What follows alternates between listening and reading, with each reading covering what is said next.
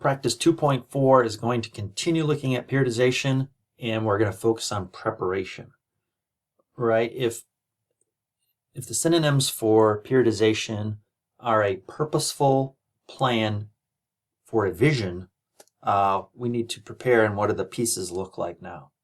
So we looked at the different cycles. And the plan, right, the purpose of periodization is really to stimulate these metabolic changes in the body. And we do that by breaking it down, catabolic, and we build it up. And in that process, in that breaking down and building up, the body will supercompensate or become more efficient or stronger than it had been prior to the stimulus of the training. And we can do that in a couple ways. We're going to focus on the general adaptation syndrome, and that's abbreviated here as GAS, G-A-S, the general adaptation syndrome. Again, the book explains this a little bit more, but it's worth mentioning again. And the FIT principle, we're going to be talking about that as well. So we want to stimulate these metabolic changes through the breakdown and building up of the body tissues through the general adaptation syndrome by applying the FIT principle. So we're going to break that down here in this presentation. And the goal is to build the body stronger, more efficient than it had been before, and that process is called supercompensation. So we can do that biochemical, just by how our nutrients are used and transported, and how chemical signals go through nerves and through tissues.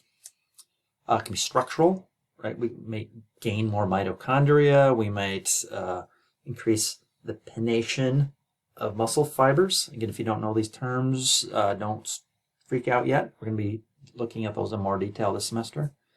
It could be mechanical. Right? Could be just like where my elbow is when I throw a curveball, right? Where my arm needs to be, right? Where my wrist angle, that could be all supercompensation. And obviously psychological. Again, we're going to be looking at these in more detail later in this semester. So the general adaptation syndrome, also known as GAS, basically can be represented in this graph.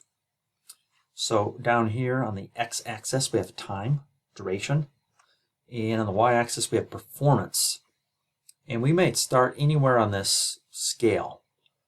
Right? People with more training experience might start a little bit higher on that performance scale than someone a neophyte, someone who's new at it. But anyway, we have this training stimulus, a practice, some reps, sets, your workout.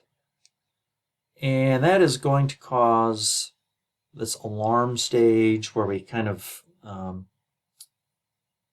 performance may go down. We might feel sore, we might feel tired with hours afterwards, or right after the practice, or even days after that practice. But then we're going to hopefully have a little bit of supercompensation going on within several hours or days after that training stimulus. And then, because of that supercompensation, our body again becomes more efficient, stronger than it had been in the past. So this is where the scientific conditioning of athletes really has been, sorry about that.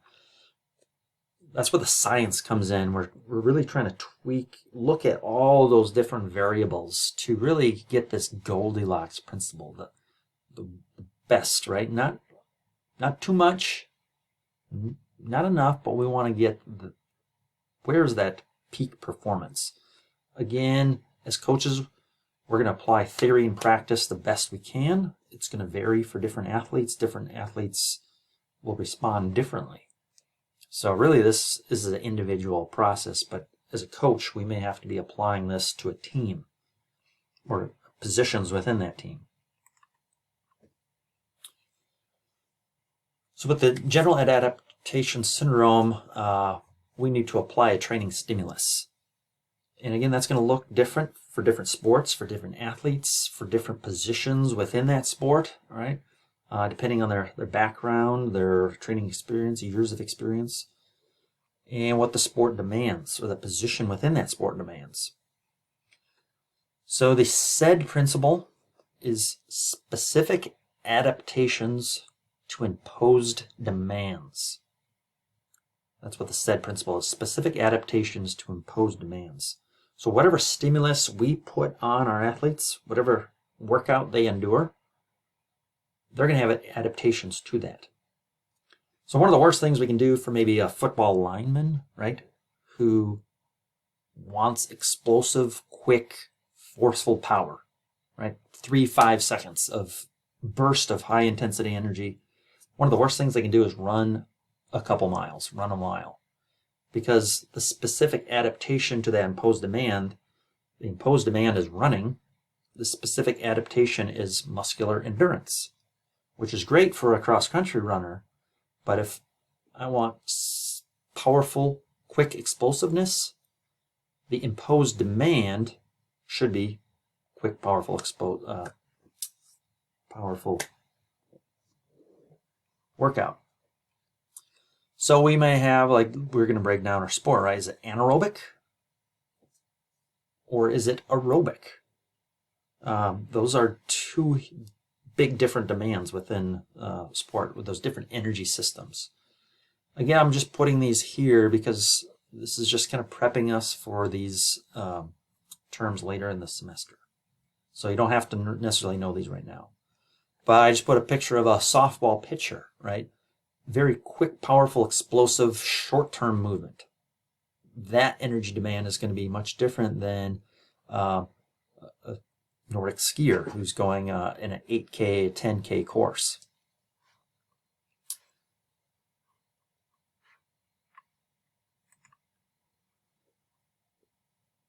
So the different training stimuluses we impose on our athletes or athletes endure during a workout, it is designed, the purpose is to elicit some response, right? We want a catabolic response, right? We want to break down the energy within the muscles to create energy.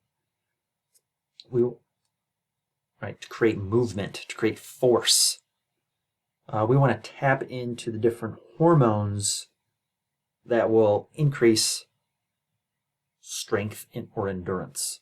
So, such as cortisol or glucagon, right? Well, again, we're going to be talking more about these terms, but also we want to create enough stimulus where it's going to make the body uncomfortable, and then the body's going to have a response to it like, I don't like this feeling, and if I encounter this feeling again, I want to be better prepared for it. So it's going to have an anabolic response to it. It's going to release different hormones and different chemicals in the body to recruit the building, repairing, replacement, and the growth of the tissues that are demanded in that sport. So again, I just listed some here. We're going to be talking about more of these later in the semester. And really the goal of this is for super compensation. We want to be better today than we were yesterday. We want to be better this week than we were last week. And the training stimulus we impose on our athletes as coaches, right? We have this vision where we want to go in this season.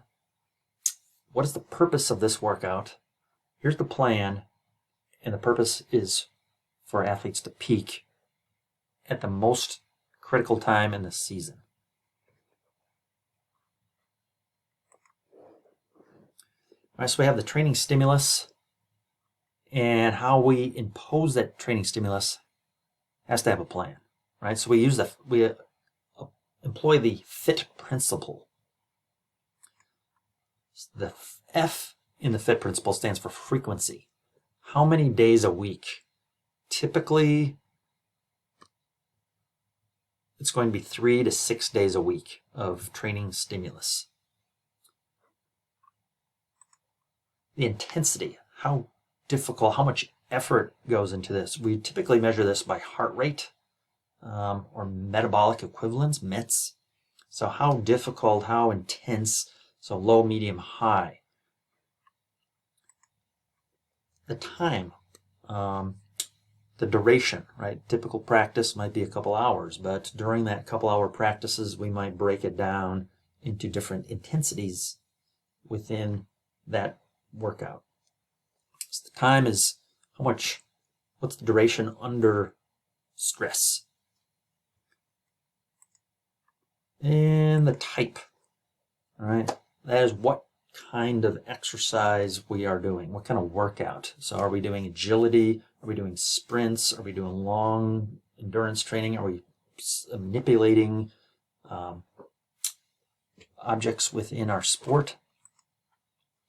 So we have to be mindful that intensity, has an inverse relationship with frequency and time. So what does that mean? The more intense the activity is, the less time we can engage in it. Right? That makes sense, right? You cannot sustain the speed of the intensity of a 100-meter sprint over a mile. Right? So intensity has an inverse relationship with time. So the more intense our workout it is, it's going to need more recovery time as well. So if we have high intensity workouts, we may have to have less frequency, less intervals throughout a week. If it's less intense, we can do that more often. So when we combine our intensity with frequency, that is the volume of the workout, how much we add it all up, and that's basically how much we are doing.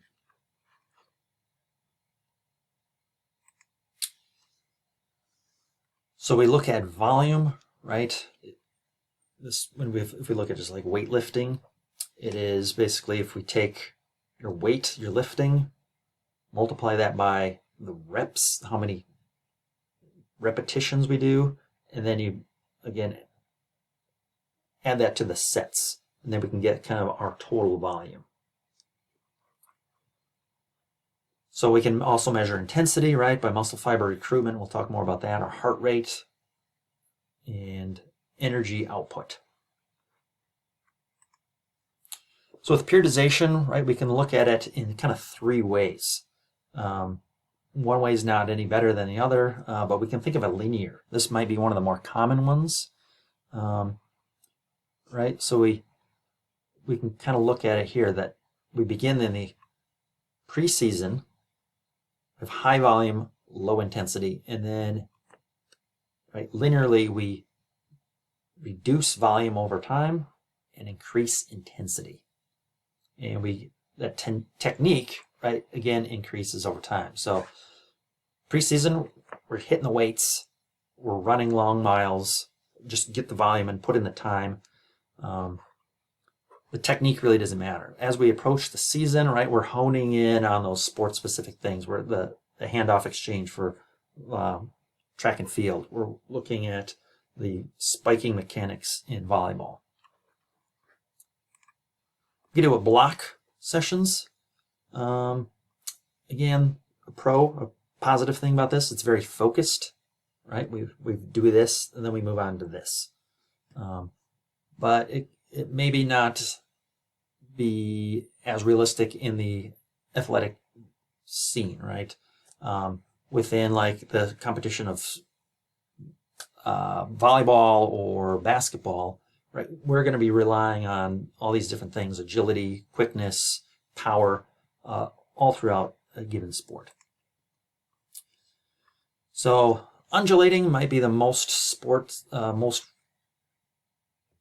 applicable, but it is a bit more tedious per se, I want to say.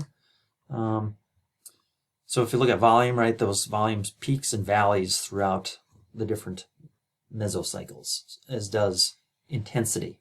And you can see that these have an inverse relationship. As the volume increases, intensity decreases, as well as technique. So I'll just finish off right here. Again, some questions to ask yourself.